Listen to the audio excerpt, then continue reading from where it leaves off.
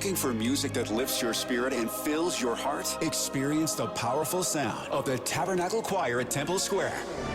Now streaming on all your favorite music platforms. Find the Tabernacle Choir on Spotify, Apple Music, YouTube, Amazon Music, and Pandora. Let the music of the Tabernacle Choir at Temple Square inspire you today and every day. Whether you're at home, in the car, or on the go, enjoy the beauty of their world-renowned sound anytime. The Tabernacle Choir at Temple Square, streaming now. It's time for the Larry H. Miller Utah Summer Games at Southern Utah University in Cedar City. Register today to participate in the 40th anniversary season of a Utah sports tradition at utahsummergames.org. Participate in over 50 sports around the state. Then plan to join the opening ceremonies Friday, June 5th, presented by State Bank of Southern Utah. Register today to participate in the 40th anniversary season of the Larry H. Miller Utah Summer Games. Hey! This is JJ and Alex. I made a name for myself, I told you I won't be denied. As you wrap up your day, it's time to get your fix of the teams you live for and the sports you love. This is JJ and Alex on 97.5, the KSL Sports Zone.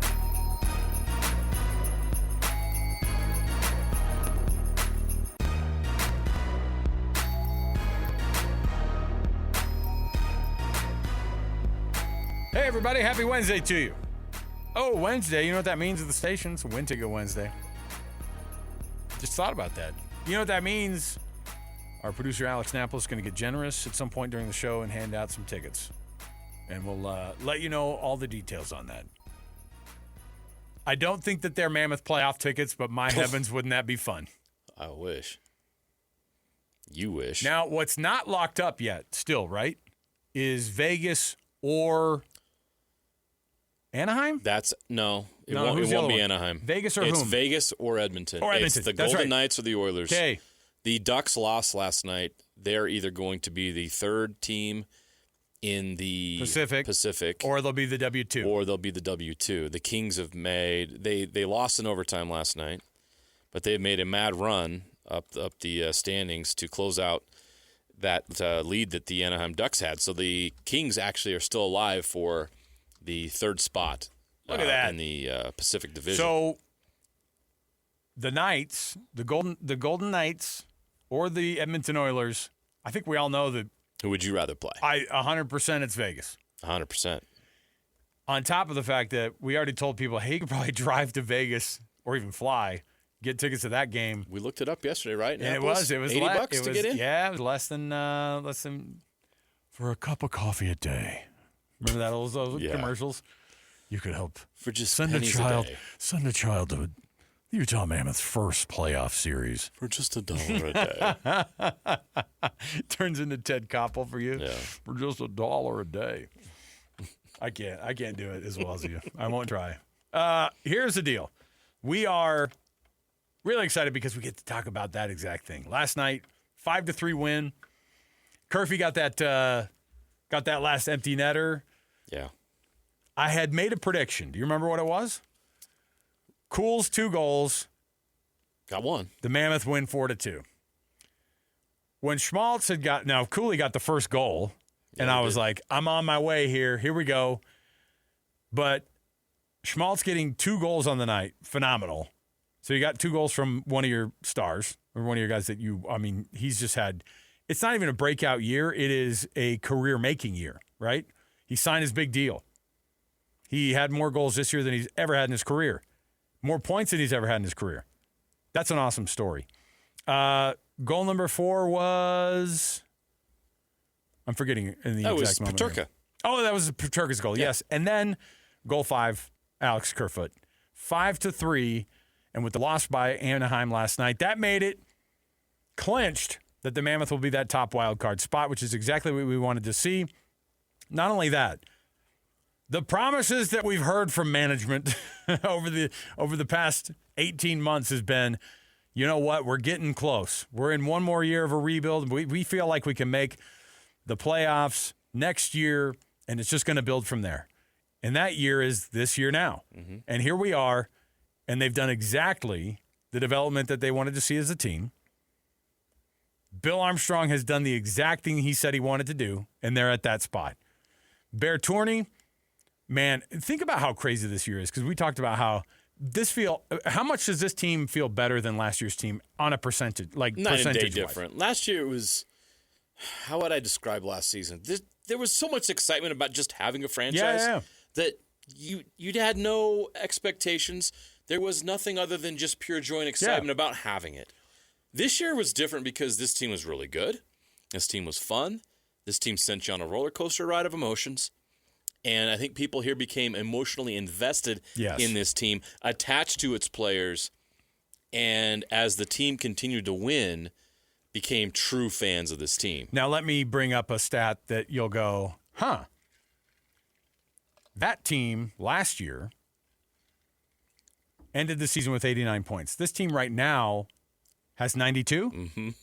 3 points better than last year. Right now, if they lose the next game and they end with 92, and they could very well lose on Thursday because, I mean, not that they will. It doesn't. It's not. The results are irrelevant. Yes, and at some point you want your guys. I mean, but they don't like the Blues, and and the NHL doesn't do the thing where they go, "We're holding you out for the playoffs." And they need some momentum going into Saturday or Sunday, whenever they're going to play the Vegas Golden Knights in Game 1. In my head, let's say they lose that game on Thursday, and they only finish 3 points ahead of where they were last year.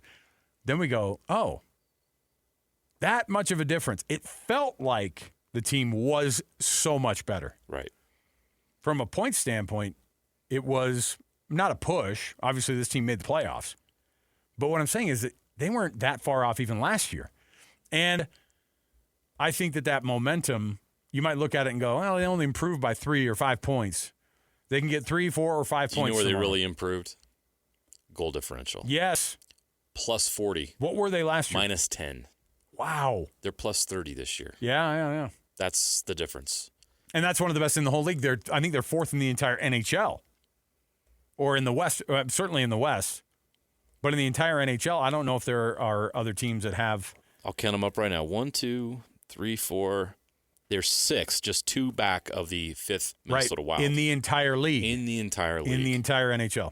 So top 6 in the entire league is a very different vibe. Now, here's how it's going to go. The seeding is going to happen however it happens. And we're going to be hoping. I think the Vegas Golden Knights are a team that you want to see because you've seen them. They know each other a little bit. They have beaten them. They've beaten them soundly.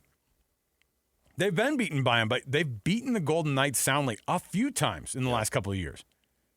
Edmonton, they just got their first win over those guys ever as a Utah franchise. And they had to eke it out in overtime. And it was an overtime win. But, man, it was good to get that monkey off the back. But the best hockey player in the entire world comes to your barn after 2 that they play at their place. Things are a lot different. Like, even the Edmonton series feels like, oh, my goodness, that you got to get through it. So what happens if Edmonton or whoever the Vegas Golden Knights or Edmonton, let's say the number 1 seed plays Utah, which they're going to do in the first round. Yes. If Utah wins that first series, on off chance that happens, if Utah wins that series, who do they play next? The winner of the second. Winner of the Oilers and Kings / Yes, Ducks. the Kings or Ducks. Yes. They stay in that division, and that is important. And because I think about it and you go, besides Edmonton, I don't think you're as nervous about Anaheim. I don't think you're as nervous about the Kings. I don't think you're as nervous about the Golden Knights. That's true. Now, that's not to say, oh, they're way better than those teams. I don't think that's true either. What I'm saying is that this team has a shot. I immediately, the wild card 1 win, or to clinch that wild card 1 spot, put this Utah Mammoth team in a spot which means that they might not just win 1 series. I think they could win 2 potentially, if it all goes right for them. And if you care a lot about goal differential, there's a reason to believe that this Utah Mammoth team can do exactly that. And if they're top 6, then that there's would be where they deserve. There's only 3 teams in the West that have better goal differential, and they're on the other side of the bracket. Right. And they'd probably only have to worry about 1 eventually. And if they had to play those guys, it would be in that 3rd round, and one of them would have Western Conference Finals. Can you imagine the Mammoth making the Western Conference Finals in their first playoff I can appearance? because the NHL's that wild. Look, the Vegas Golden Knights made it to the Stanley Cup Final in their inaugural season. Yeah. and that's crazy. Lost to the Capitals. But what I'm saying is that you also understand, too, that the biggest deal of all of this is getting to the playoffs wasn't enough. Getting the wild card one spot was the goal, and they got it. And I think it may have earned that win last night, and the way that they played and the clinching that spot may have earned them potentially a first round. I mean, it definitely gives you the best chance to win in the first round of the Stanley Cup playoffs. So there you go. I have high hopes for this team in the playoffs. It'll be fun to watch. I'm interested to see, because you know as well as I do, in my previous life as a not having a franchise in our market for the NHL, my relationship with hockey was very fickle. You know when I showed up? Now. Yeah. And so the playoffs and the Stanley Cup playoffs get wild and they get crazy. That's the only thing I knew. I'm interested to see what level these young guys hit of that wild, playing your butts off, and going crazy in the playoffs is going to look like for this Utah Mammoth team. So they're deep. They got good. They feel really good about I think every one of their lines, and at different points of the season, every one of the lines have had to show up and do something. The fourth line has had to bail the team out a couple of times. That's great. You don't lean on it, but what you do is I'm interested to see what these guys can do with that. With knowing now that they're in the playoffs, knowing that they have that wild card one, I want to see what the next gear is for this team, and if that exists. And it's weird too, because we're talking about, well, that means I guess they didn't play that hard during the season. Well, it's not that any of the teams didn't play hard during the season. The Stanley Cup playoffs just feel different. Let me go even deeper. It took one night of NBA basketball for us to look and go, this is a pretty freaking fun thing. Yeah. Because the basketball mattered. Last night was awesome. The play-in game nights, a lot of times you don't dip into and you go, I don't know, we'll see how this thing goes. And basketball was exciting last night. And so that it can absolutely turn around, and it does make a difference. These teams are fighting their butts off because you gotta win and survive. So to me, I think the thing that's intriguing to me is to see what version of the Mammoth that we get in a Stanley, whatever that next level is, whatever the playoff level is for the Mammoth. How do they what does it look like, and how do they play? So I'm excited to see what that thing does. I'm excited to see the Zamoth out there, playoff edition of the Zamoth driving around the. It just feels like everything that this was supposed to be is now complete, right? Because when they came here, what was going on in Arizona was awful. It wasn't NHL standard, and so they bring them here, and SCG takes over, and they start doing all these things. And it's just been one thing after another that's been positive. You know, the practice facility is done. You mentioned the Zamoth jokingly, but it's all part of the deal, right? Yeah. It's all part of building this into what it's supposed to be, where you feel like you're a legitimate NHL Stanley Cup playoff contender. Like you feel like they're getting to this point where they belong. Yeah. It doesn't feel like a novelty or something like that anymore. This feels very legit and very exciting.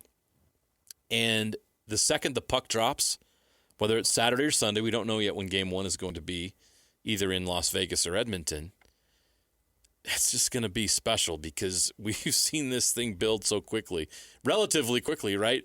I mean, it's been 2 years, so that it feels like there's been some time here, but when you look at all these franchises across the league, and you know, with the exception of some of the new the new expansion teams, like these franchises go way back. I mean, the history of the Edmonton Oilers going back to the 70s and the 80s and all the cups they won with Wayne Gretzky, sure, and Mark Messier and all those guys and Grant Fuhrer, not like the history that exists there.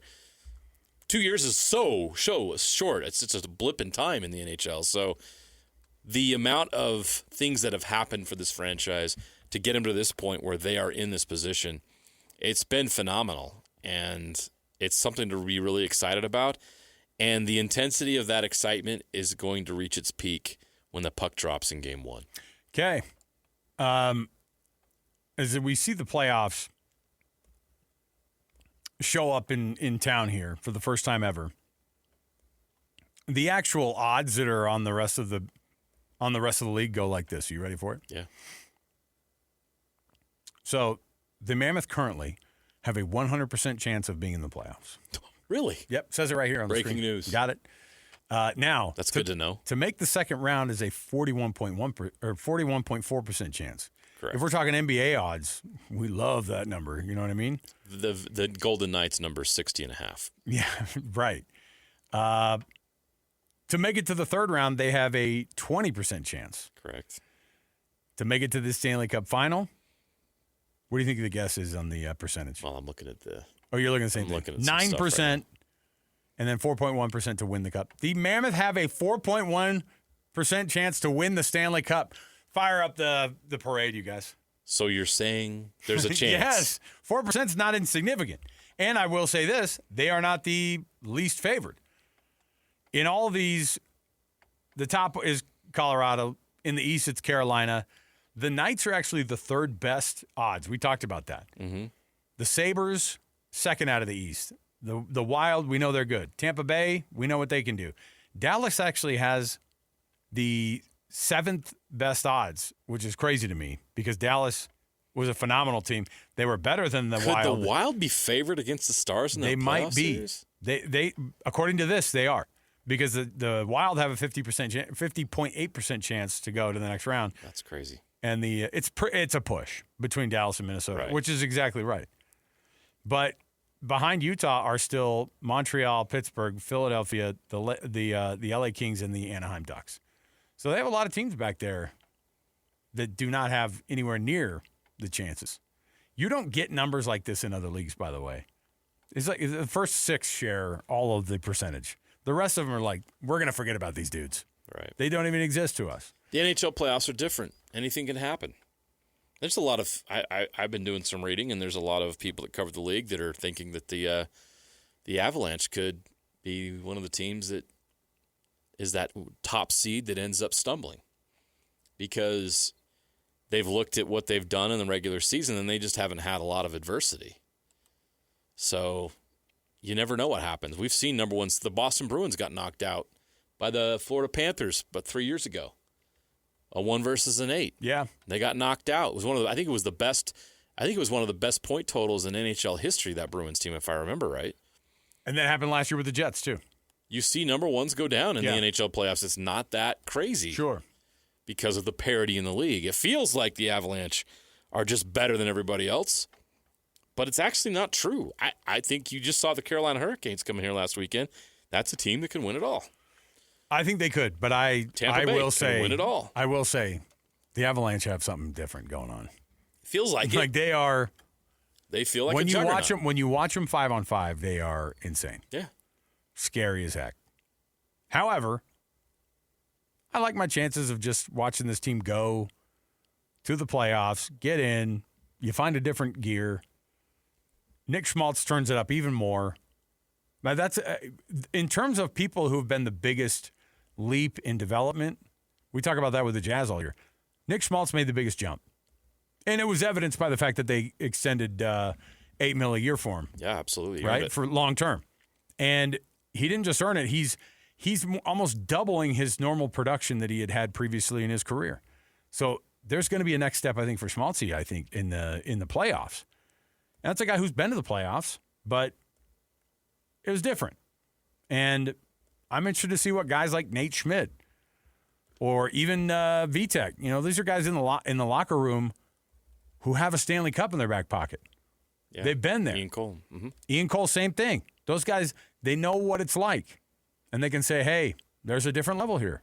And then the young guys just take that and run with it. So there you go. I like it. All right, we're going to take a break.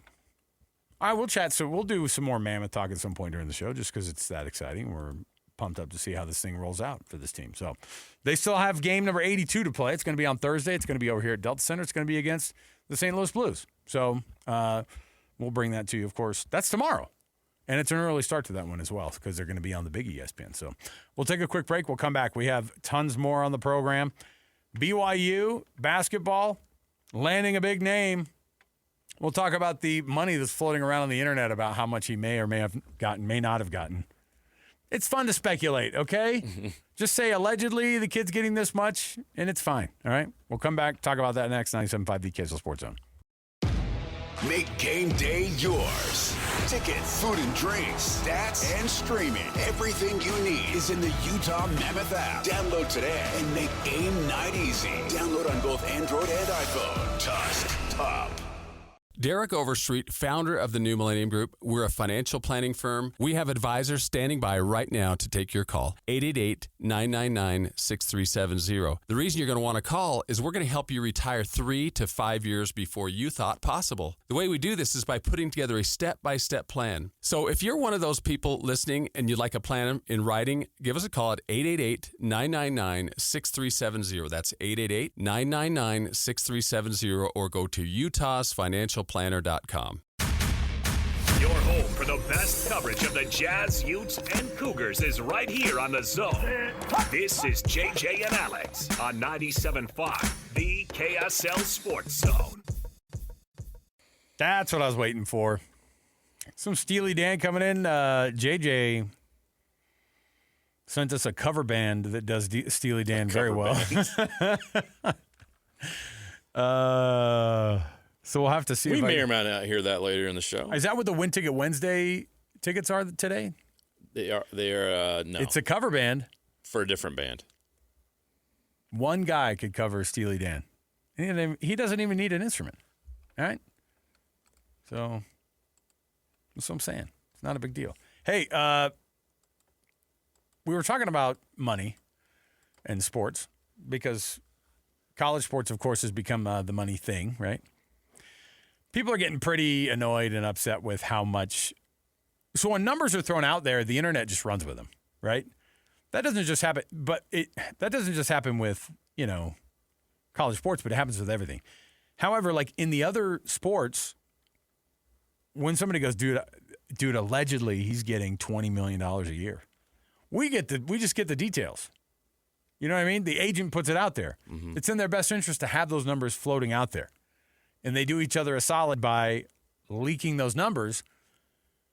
You and I have gotten that email for 20 years from the Jazz that says, and as per usual, we do not discuss terms. Terms will not be disclosed until Shams drops it from the agent. Right, I was going to say, until you close this email and it's already on your phone. Mm-hmm. And that's the way it works. NIL's different. Like none of these schools are disclosing really anything. It's not for them to disclose. And it's not their money. The athletes, it's up to their agent or their dad or their whomever. Or who's paying the money. Or who's paying the money to say, here's how much. Maybe there's a company out there that wants people to know it was them. Why not? If you're at a school that is this year, there could be a Texas Tech lying in the wings somewhere else. In the sense that somebody who's got a ton of cash is going to roll in and change Northwestern's life, right? Right. You can't tell me that Indiana got there because Kurt Cignetti coaches his butt off. Only. No. I think we all recognize. There's a lot of money that was involved. A ton. Their most famous alum is, what's his name? Mark Cuban. Mark Cuban. And he's been very open about how he just throws money at Bloomington. Says, do what you will with it. Let's go. He's smart about it, but guess what? It's paying off. Indiana, by the way, remember we were talking about this. They had the highest NIL on the basketball floor of any team this year, by a lot. Did not make the tournament. Didn't make the tournament. Not good enough. But that shows you they had the highest NIL on the basketball court. They're not messing around on the football field either now. And now there's a standard with the national championship in the back pocket that makes it different. The money has gotten crazy. This is all a roundabout way to say the number that's floating around now about Rob Wright returning to BYU is a $3 million number. Nobody knows where it came from, and I think that's the dangerous part. Because NIL doesn't have the same type of ways that we find out how these guys are getting paid or what they're being paid. We heard the number with A.J. DeBonsa? I mean, $4 million is what we got. It got up to $7 million. 4 to 7. But that may have been outside deals. Sure, and we said the Red Bull stuff. Oh yeah. But we said like $4 million was said out loud, and we ran with it, right? Because there's no way to check on it. These numbers that are being thrown around. It's difficult because I don't know if Rob Wright's getting $3 million. Twitter says so. your friend in that one chat group says he has a pretty good idea. I don't think BYU fans care what the number is. They care that he's back. That's what I was going to ask you is, did BYU do the right thing by bringing Rob Wright back at a pretty, let's say it is a steep price that they may have been able to use on somebody else to come in? Is Rob Wright the answer for bringing that team together? All indicators are Rob Wright is beloved in the locker room. Yeah, A locker very room popular guy. there. Loves the teammate. The teammates. Kevin love Young him. loves him. Kevin Young loves him. If it's a high price, knowing what his game is like, do you like the Rob Wright move to BYU to stay? Short answer, yes. Let me give you the long It's more answer. complicated, you know? So I don't blame Rob Wright at all for testing the waters, because he's probably not going to play in the NBA. Probably he's going to be a killer player in Europe. Maybe he wants to go the G League route. I don't know. But the money that's available to him right now may not be there forever. So you go out there and you try to maximize your earning potential at this point where you're the most valuable you're ever going to be as a basketball player. This is why NIL is great. This is why this is awesome. Sure. Because it's opened the door for these young people, men and women, to be able to do this. So it's awesome. Now, BYU fans panicked, and I get it. Losing Rob Wright after everything else that's happened would have been pretty devastating. And the reaction from BYU Nation tells me BYU Nation wanted him back because him leaving sent shockwaves through the fan base. People were panicking. Oh, my gosh, Rob Wright said he was going to be back. Why is he leaving? There were a lot of names that left. There were some BYU fans that got a little upset about it with Rob. So because Rob said he was going to come back. I don't blame him one bit for what he did. So what happens is BYU has a number, and I'm sure they gave it to him, and they said, this is what we want you to come back for. We can't go any higher than this. And I'm sure let's say hypothetically, they learned from what they did last year. They have to balance the payroll. They got to spread it out so they can create depth on this roster instead of being a three-headed monster like they were last year. And if one of the heads gets hurt, you're screwed, which is exactly what happened in their season last year. And they had their depth. Not only did they not have depth, the very little depth they had underperformed, didn't get it done. And that's why all those guys are gone. All of them. From a points per game standpoint, losing Rob Wright would be extremely difficult. He's a playmaker. He's a point guard. He makes the whole thing work. He's your coach on the court. You can't afford to lose Rob Wright, but that was the situation. So what did Rob Wright do? He went out and tested the waters. And the one school out there that really, really wanted him was Kentucky. So much so he went out on a visit. And I've heard, and I've also read, that the people around Rob Wright wanted him to go to Kentucky. Can you blame him? Kentucky. It's Kentucky. Ooh, I love it. Juicy. If you're an old head like us, they're the bluest of the blue bloods. We were saying this is like... Who's more blue than Kentucky? Kansas, Duke? You could just say, you could just have a kid walk in. North Carolina, have the debate. You have a chair at midcourt at Rupp Arena, and you go, you want to sign today? Like, let's get it going. That doesn't work anymore. It doesn't. And obviously Kentucky lost. And obviously the money back and forth might have been a thing. So apparently the money wasn't what they camp had hoped. Well, we heard that before, haven't we? And when the money didn't blow them away, Rob was like, I don't want to leave BYU. I'm going back to BYU. And that's what happened. Once he got there and they found out the money wasn't what they had hoped it was going to be, why leave what you have at BYU for a similar number? I would love to have been a fly on the wall. I would have loved to have been a fly on the wall when Mark Pope opened his phone and saw that he'd picked BYU and he's in his office. What may or may not have been said. Because Mark Pope's now getting beat up over it. He personally is taking the hit. He's taking on not too many Rob L's Wright. at his alma mater. Of not getting Rob Wright. You can't steal Rob Wright from a team that's 5 minutes from being a mid-major.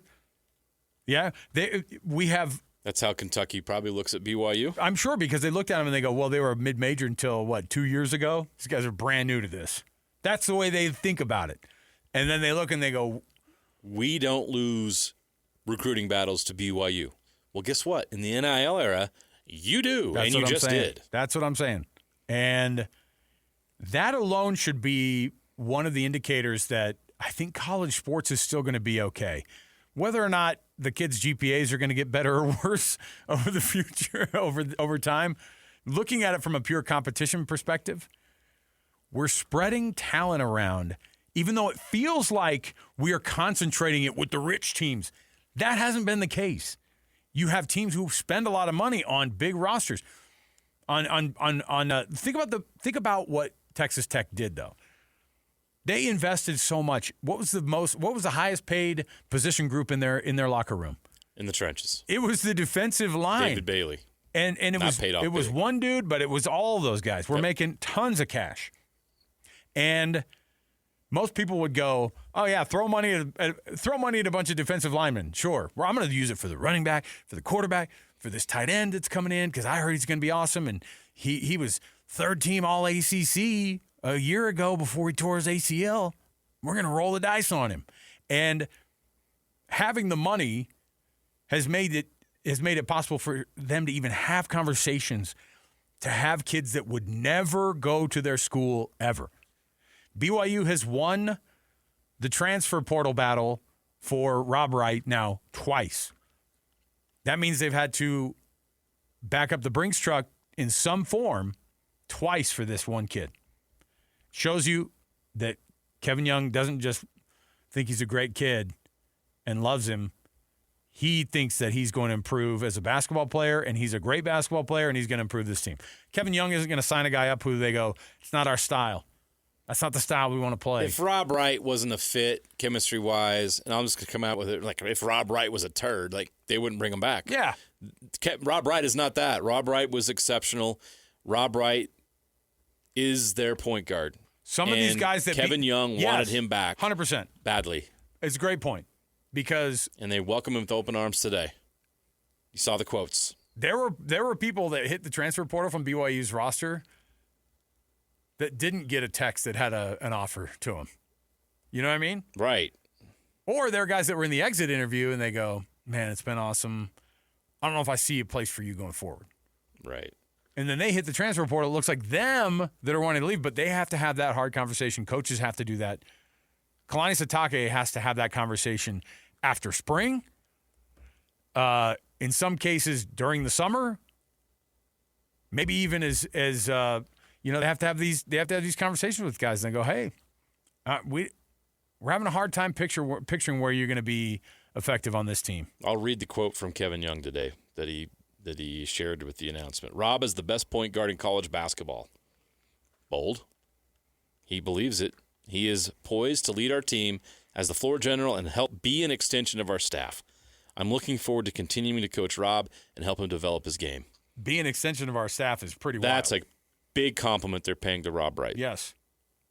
He's not just a basketball player. He's an extension of their staff. That's how much they trust him out there. Yeah. That's how important it was for BYU to retain Rob Wright.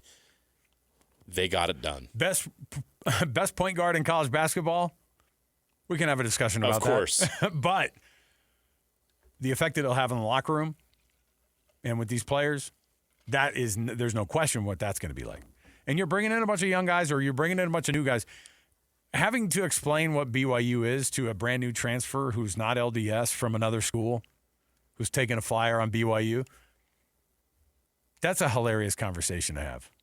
Okay, so here's the stuff that you're going to be scratching your head about. First of all, you're scratching your head. Your hair's too long, by the way. Right. But you get what I'm saying. Mm-hmm.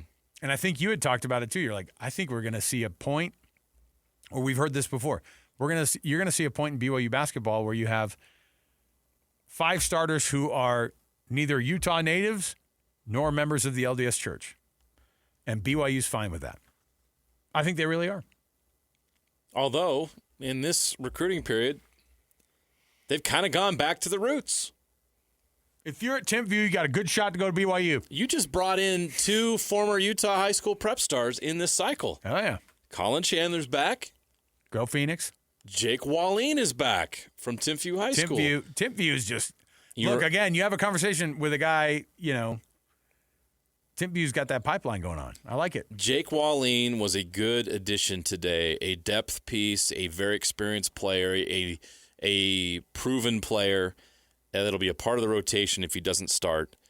This has been a good couple of days for BYU. There's no question about that. They're starting to have a roster take shape, and it's pretty clear that they decided we really need to go with depth. We need to have a deeper roster, and we need to address certain positions and certain needs. The kid they added from Syracuse, he's a three-point shooter. That's what he does. Tyler Betsy. They added Tyler Betsy. He's a 40% three-point shooter. What were they lacking last year? They needed a sniper. They actually, after Remember, Richie the year was before gone, that, they had a sniper? Oh, they had a couple. You think about Dawson Baker getting hurt. Yeah. That hurt this year, but obviously Richie going down was the most devastating thing that happened to this team. They have not – the three ball has left them in the dust this year. And size. So you're recruiting for the sharpshooting on the arc, beyond the arc. You're shooting for the biggest people you can find. They never replaced Trevin Noah. And I don't think that people really truly appreciated how Trevin Noah helped them spread the floor. He'd come off the bench and he'd be 2 for 5 from 3 in the second half, and you're like, man, they needed that. Yeah. It matters. You need a guy that's going to come down there and can hit 42 to 40% of threes. Right. They picked up one of those guys, Jake Walleen, 6'10", versatile player, athletic guy, guard multiple positions. They're building the depth that they need. Yeah. They learned from last season, and you can tell in the way they're building this new roster. Now, is there still a number one guy that they could go out there and try to find? Perhaps, maybe. But maybe they believe that Rob Wright is that guy, and they've got enough of those other pieces that they're going to be just fine. Well, you like what they're doing, though. If you're a BYU fan, you're taking a deep breath today. Say, it's coming together. 3 days ago, you didn't feel great. But no, you did not. But now it feels like the tides turned the other direction, and you can kind of feel a little bit better about it. All right, we'll take a break. We will come back. When we do, we've got tons to jump into. So I have a Would You Rather right around the corner. And then Mike Folta, the radio play-by-play voice of the Utah Mammoth, the playoff-bound Utah Mammoth, going to join us next. Last time we talked with Mike, they still hadn't clinched even a playoff berth. Since then, they clinched the playoff berth, and, of course, last night they locked up that wild card 1 spot. So we'll talk to Mike about that at the 4 o'clock hour. 97.5 the KSL Sports Zone. This podcast is sponsored by Talkspace. Last year, I went through many different life changes. I needed to take a pause and examine how I was feeling in the inside to better show up for the ones who need me to be my best version of myself. When you're navigating life's changes, Talkspace can help. Talkspace is the #1 rated online therapy, bringing you professional support from licensed therapists and psychiatry providers that you can access anytime, anywhere. Living a busy life, navigating a long-distance relationship, becoming a first-step father, Talkspace made all of those journeys possible. I could speak with my therapist in the office. I could speak with my therapist in the comfort of my home. I was never alone. Talkspace works with most major insurers, and most insured members have a $0 copay. No insurance, no problem. Now get $80 off your first month with promo code SPACE80 when you go to Talkspace.com. Match with a licensed therapist today at Talkspace.com. Save $80 with code SPACE80 at Talkspace.com. Make game day yours. Tickets, food and drinks, stats, and streaming. Everything you need is in the Utah Mammoth app. Download today and make game night easy. Download on both Android and iPhone. Tusk Top. Listen, everybody. Real-life hypotheticals to get your brain churning. As JJ and Alex ask, would you rather?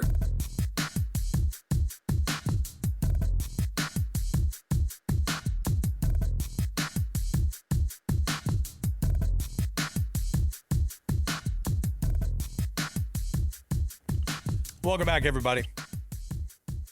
97.5 the KSL Sports Zone. This is JJ and Alex. I'm Alex. He's JJ. So I was looking at I don't know if you saw this, but Brian Kelly got real for a minute.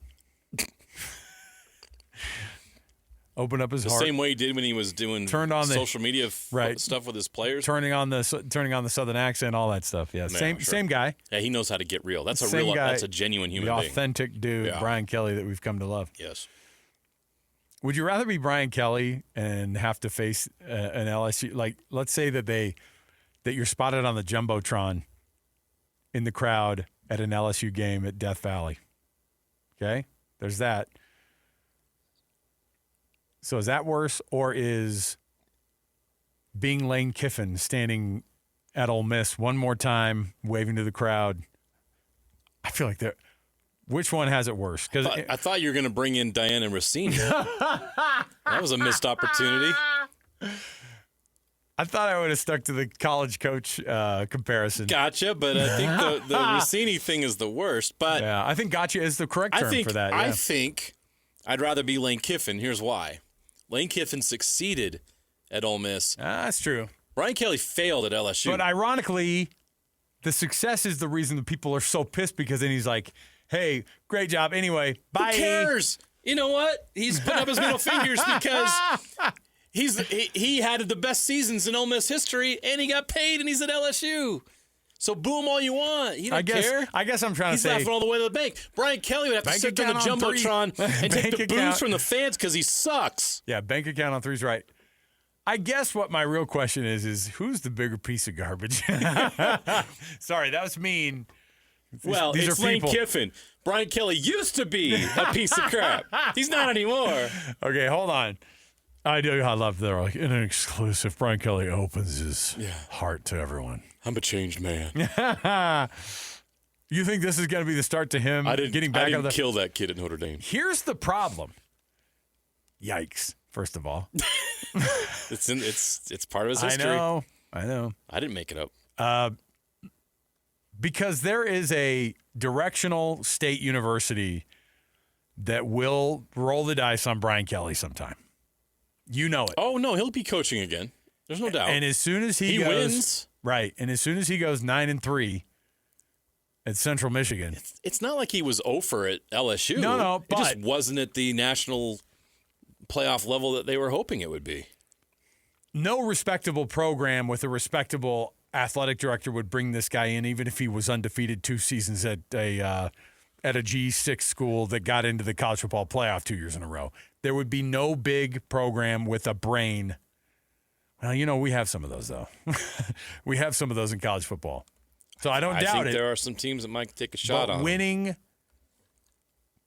fixes everything. Winning fixes anything. And you guys all know it. You don't think Central Michigan would mind getting him back? That's what I'm saying. Would have Cincinnati rehired him? Oof. He had success there. I want a directional. That's what got him the Notre Dame job. Is it Eastern Cincinnati State? I want Eastern him. Cincinnati State. I just want him to start at the lowest level possible. Get him into a junior college role. He took Cincinnati to the BCS in the Florida Gators in 2009. Like, he's had success. He can coach and he can win. Yeah, it's just all the other stuff that came with it that people learned about. And when you get to the point where you're at LSU, people don't have to mess around with that stuff. Bigger turncoat, Lane Kiffin, Brian Kelly, Lincoln Riley. Oh, Lincoln Riley. I just keep adding on guys who are What happens when USC has to fire him? Oh, it's going to be awkward. I mean, the good news is it's already been almost half the contract. They're hyping up USC this year. But they've already We did our way too early yesterday. We never talked about USC. I hoped we wouldn't. They're in the top 20. I know. But he's almost halfway through that insane contract of 10 years, $110 million or whatever it was. And what have they got from it? Yeah. They haven't sniffed the playoff spot. Bigger turncoat. Lincoln Riley, Brian Kelly, Lane Kiffin, Kyle Whittingham. I'm not I just wanted to rile some people up. Lane Kiffin. I just always think of that. I'll always think of the one line in the email that was sent to Kyle Whittingham from Mark Harlan. With some of the disappointing actions from last week. Where he's like, that and the thing where he said, hey, included in this letter is a check for $21.4 million. If I'm Kyle Whittingham, that's my favorite part. I would have just torn up the rest and just walked out the door with that check. But that part about, disappointing him and the university and the fans and all that, it's always going to have a place in my heart for some of the awkwardness. Because I want Michigan and Utah to play in something. Heavens. Oh, my gosh. Please give us a bowl game. Please give us a bowl game. Can you imagine a Michigan-Utah playoff game? I can, Both teams have the ability to be good enough to play one another at a high level in a big bowl. I don't want it to be the Poulan Weed Eater Bowl. I don't want it to be the Tony the Tiger freaking Sun Bowl. Are they out from underneath that Pac-12, the bowl stuff? No, it's one more year. You've told me that in the last 2 years. I'm freaking telling you. Read the fine print. You should have read the fine print. Notre Dame got us again. But, Michigan and Utah in a big bowl, I will take it all day long. A garbage bowl, fine. If they're both 8-4 and they have to play each other in the Outback Bowl, I'll take that too. I just want to see the matchup. To actually I'll correct myself there. The new Pac-12 is starting this year, so the bowl situation with the old Pac-12 teams has finally been. You were rage baiting me with that. I was. I knew it. I was having a good time with that. I thought for sure we were out from under it. Okay, we'll take a break. Mike Folta is going to join us next. He's the radio play-by-play voice of the Utah Mammoth. A fun time to be in that particular position, covering a team that has made the playoffs for the first time in this market as an NHL team. We're excited about it. We'll talk to Mike next. 97. Oh, I got to remind you, too. Scotty's going to be out at RGS Exteriors tomorrow from noon to 3. Scotty G and friends, noon to 3, at RGS Exteriors, our friends there at 4235 Farm Road in West Jordan. All right, we'll take a break. We'll come back. 97.5 the KSL Sports Zone. Make game day yours. Tickets, food and drinks, stats, and streaming. Everything you need is in the Utah Mammoth app. Download today and make game night easy. Download on both Android and iPhone. Tusk Top. Derek Overstreet, founder of the New Millennium Group. We're a financial planning firm. We have advisors standing by right now to take your call. 888-999-6370. The reason you're going to want to call is we're going to help you retire 3 to 5 years before you thought possible. The way we do this is by putting together a step-by-step plan. So if you're one of those people listening and you'd like a plan in writing, give us a call at 888-999-6370. That's 888-999-6370, or go to utahsfinancialplanner.com.